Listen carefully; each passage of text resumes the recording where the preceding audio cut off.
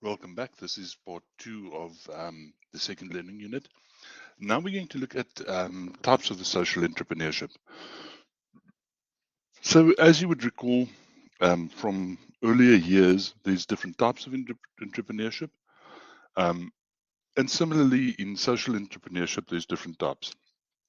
So the first is social purpose ventures. Um, these are people that look at a social problem and they want to solve the social problem.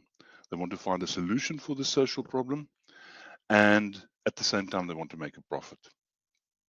For example, somebody might decide to, in a area where people are using informal housing, decide to come up with a app or and let's start with an app that allows people with one button not only to GPS locate themselves on their cell phone, but also to summons a fire engine, because in informal housing areas, fire is a very dangerous thing, especially in winters. People stay very close to each other.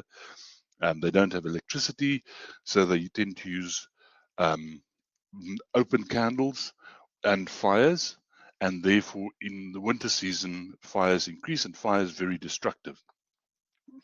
And they would then decide to develop this app, and they would charge a nominal fee for you to download the app, and from that they will make a profit. Along the similar vein, some form of a firefighting tool that people can buy and hold within their informal dwelling, to immediately be able to stop fire. So you're solving a social issue, but at the same time, by selling this product, you are making a profit. Your social consequence entrepreneurs wants to make a impact which is social. So they're not necessarily so hardly driven on making a profit, but they want to make a social impact. They want to make sure that this social ill is eradicated. So their primary goal is not profit. They are still make a profit, but the impact is not necessarily, or the key thing is not as with it is with the social purpose ventures. They are more interested, let me put it this way, the social conscious entrepreneur is more interested in solving the social problem than they are in the profit, but they'll take whatever profit they can make. Non-profits. Let's remember, a non-profit organization is an organization who can make a profit, but typically they're trying to solve some social ill, and they may not distribute the profits back to the shareholders. So if you're a shareholder of a non-profit, it simply means you, in essence, a owner or a board member, if you want to, of an organization that's trying to solve some social ill, but you will not benefit from it. So even if that organization makes a profit, you will not share in that profit. That profit is kept, and all the profits are then applied back onto the social problem. So you can never make an income from it. You can be paid a salary if you're working for that nonprofit in a full-time capacity, but you can't share in the profits in the traditional sense of it. And enterprising nonprofits have got two predominant way: earned income activities. So they use various ways of generating sources or generating revenue. For example, you might find they make some kind of artifact or some kind of a toy that they sell. If they're in a in a position where they can charge people to visit them, they will charge people. For example, if you have somebody that has got a wildlife rehabilitation center, they might take those animals and birds that they can't rehabilitate and can't place back in nature, put them in an open area where people can visit and interact with these animals, and people will pay, and this is an earned income activity. On the other side, there will be venture philanthropy funding. This is people who are then prepared to throw money at the problem, and who would like to assist these nonprofits in one way or another. And they therefore are prepared to give money, and typically it's not a loan, it's rather a gift to the organization. Then we have the hybrid model of social entrepreneurship. This is one where the emphasis is on the economic and social goals, and hybrid models exploit both the advantages of the for-profit as well as the non-profit models. So they sort of find themselves in the middle of both of these situation.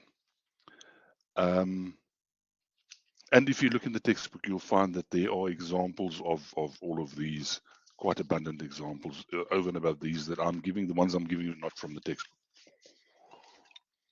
So we sit with the social entrepreneurs problem. They still need capital. In most cases, they need capital to start the venture, but then also to put infrastructure in and so on. I, for example, am involved in a non-profit that I sponsor. I throw money at them. And they, for example, need money to build cages and so on because they do rehabilitation of animals and they need places to keep these animals safely. So there's a variety of ways in which social entrepreneurs can access capital. The most obvious ones are the social venture capitalist or impact investment funds. And these are funds and people, in the case of a venture capitalist, that are specifically put together to have a social impact. So rather than me then giving money and donating money to the NGO that I spoke about earlier, I would rather invest in a fund, and I know that fund is going to help as many people as possible. And at the same time, I might get a little return on my investment. Grameen Bank is a prime example. If you don't know what Grameen Bank is, Google it.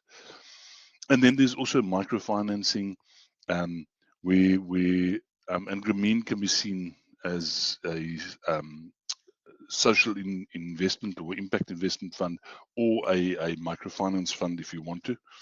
And they give loans for, I can't remember the last numbers I saw, I think it was $20 or $50. They will give loans for as low as that over a 6-month period or a year period in India, to allow somebody, for example, to buy a sewing machine to start a sewing concern, and through doing that, they alleviate poverty. Social entrepreneurs also have stakeholders, and we need to understand that the stakeholders in the case of a social entrepreneurs come in 4 brands, or three. They've got 3 attributes, and there's 4 types. The 3 attributes are power. So a stakeholder may have power, and may be in a position of power over your nonprofit. And this power allows them then to help you to further your goal, but it may also be a power that could hinder you. So power could be a positive or negative attribute for your organization, when we're looking at how power plays out in your stakeholder. If you think about a labor union, they could have the power, they could assist an organization, but they can also work against an organization. Legitimate stakeholders are those whose actions, the things that they do, are what is termed appropriate, proper, and desired. So it is what we want them to do. It is in support of us, and it is desired by us. We would really want them to do that. And that can be the legitimacy can play out in terms of our company, or in terms of the community that we work in. It doesn't really matter, but legitimacy as an attribute is something that is something that's positive for us, and they influence the outcomes for us positively. The third is urgency. And urgency is something where your attention is demanded by a stakeholder that may take your attention away from your key focus area. For example, if you busy um, trying to get funds, and you've got investors that want to invest in your social entrepreneurial venture, and they come up with a list of questions that they need answers for at the last minute of negotiations, you are going to give attention to them at that point because you need the money to make the venture work. The people that you are actually serving, your community, will not get the attention that those people will get at that point in time because there's a bigger urgency to serve those um, investors as stakeholders um, at that point in time. Doesn't mean you're going to ignore your community forever, but you are going to give it immediate attention um, to those stakeholders because they are important at that point in time. I said there are 3 attributes, there are 4 types. So we have the dormant. They are sleepers. They're people that you don't know about. They typically have power, but they don't use it um, unless they're given reason to do so.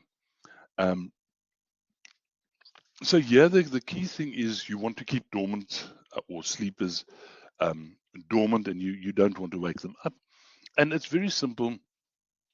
If you keep the information flowing and you let your stakeholders know what's going on, they will remain dormant. They won't complain. They won't go into social media and say, "Oh, I don't trust these guys. Maybe what are they doing with the money?" So on. Discretionary stakeholders, they have no power, but they have legitimacy.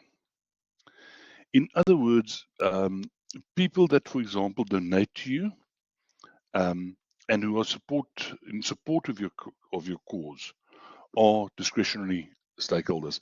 In other words, with the organization I was talking about, I donate money to them, but that doesn't give me power over them. Um, I'm not the biggest donator. As a matter of fact, I'm probably one of the smallest donators. So I don't have any power. What I'm doing is legitimate. It meets the criteria of legitimacy. In other words, I'm in support of them. I'm doing something that they want me to do. Um, I am appropriate, proper, and desired. My actions are desired by them, but it doesn't give me power. Demanding stakeholders are typically those that have the urgency attribute.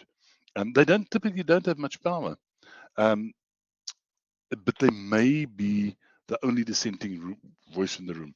So you need to give them attention at that point. As I spoke about them earlier, um, what does it mean to have urgency? Another way of looking at urgency is if you're having an annual general meeting and there are protesters outside.